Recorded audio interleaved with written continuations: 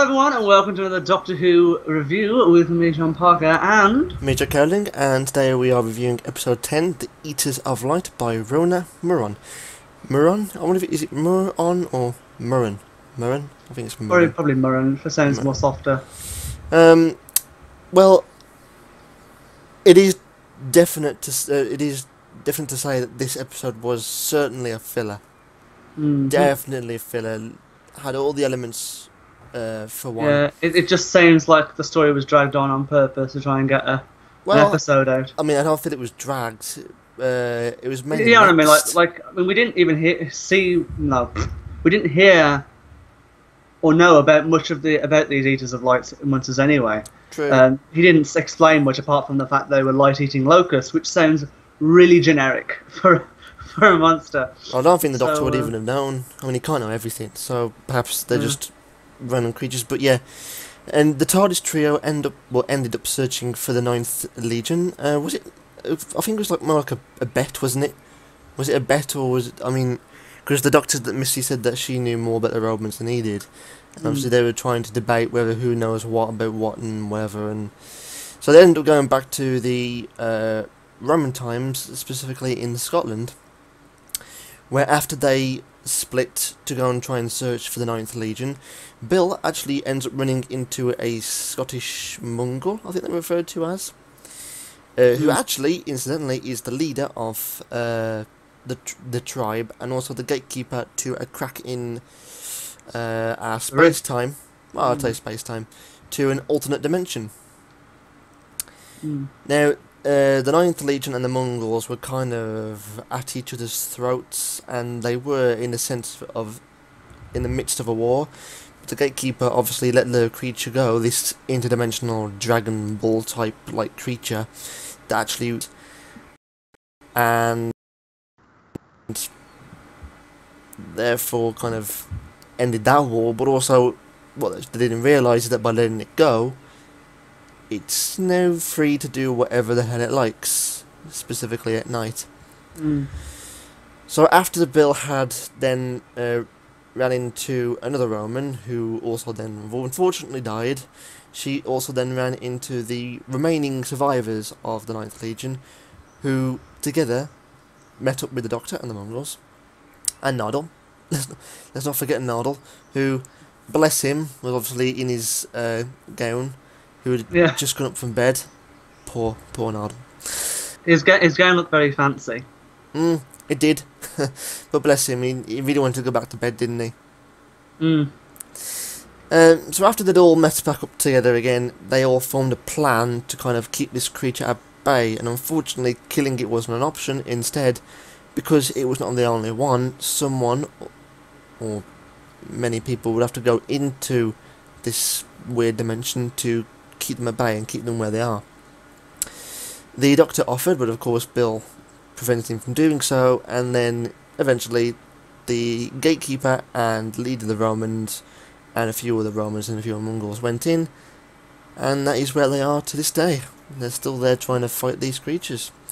So that pretty much is it. It's such a weak episode that you can describe it in only a few minutes. Well, yeah, I mean, well, normally I don't normally describe a full episode fully, but being as I've been able to describe it pretty much as it is, just kind of shows it was a very kind of a basic looking episode. It's a filler. That's the right word is filler here. So yeah. But actually, the writing of this episode, the writer, right? And I think I don't know whether this is the first time in Doctor Who, but she's actually written an episode for Doctor Who before, but not the modern series. The classic. She actually wrote the last story of the classic series, which was Survival, with Sylvester McCoy. Ah. Yep. She wrote that, and that was also involving the Master, I believe. I think that's correct, yes, from what I can remember in Survival. And I mean, even that story itself was kind of a bit basic and a bit linear, and it was a very weak, well, in my opinion, for the classic series, the way it had gone on, it was a very weak story to kind of end it. But that's just me going off on one. So of course now at the very end we saw Missy. Missy has now returned. Well, she's returned fully now. I like what they're doing with Missy, to be honest. I like what they're doing with her because. So I mean, the fact that they walked in the console and she was just there reading an article. It's just like, oh, hello, Missy, you know. And I like the fact that she and the Doctor appear to be slowly maybe getting some sort of acquaintance level.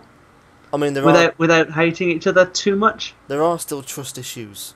Oh, definitely. I mean, you can see the way the Doctor was recoiling a lot. But it seems in Missy that she's at least trying, and that's the main thing. I mean, we've seen the Next Time trailer. She calls all the rest of the group disposables. But I mean, we'll get to the next episode when that actually comes back, because I believe that's going to be a very interesting episode. Although when I did see it, I was like, huh? I thought it was going to have a two-parter, but then obviously saw the Mondas Cybermen, and we saw John Sims the Master. So yeah, next week will be very interesting. But of course, this episode was basically a very basic filler. So really, I mean, is there really anything much we can talk about this episode? I mean, obviously we've got the fact that I like how they talked about the TARDIS translation circuits.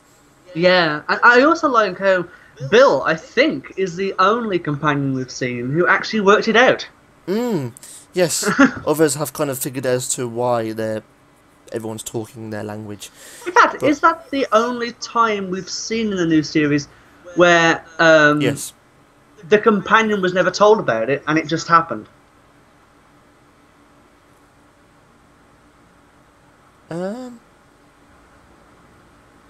Martha?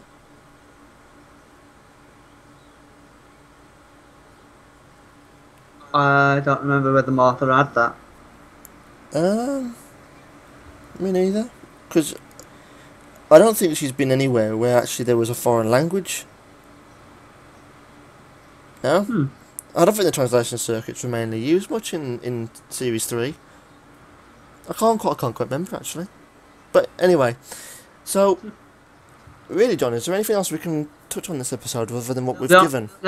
No, the only thing I'm really fascinated by now is the Next Time trailer. Yeah, which of course we'll talk about when the episode comes around. It's best not to do it for this one, because obviously it's best to build that all up from. Although I do have to say that one little quick comment straight away with the way John Sims says, "Give us a kiss."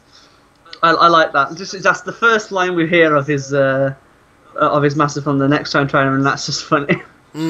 So yeah, for this episode, John. What would you give?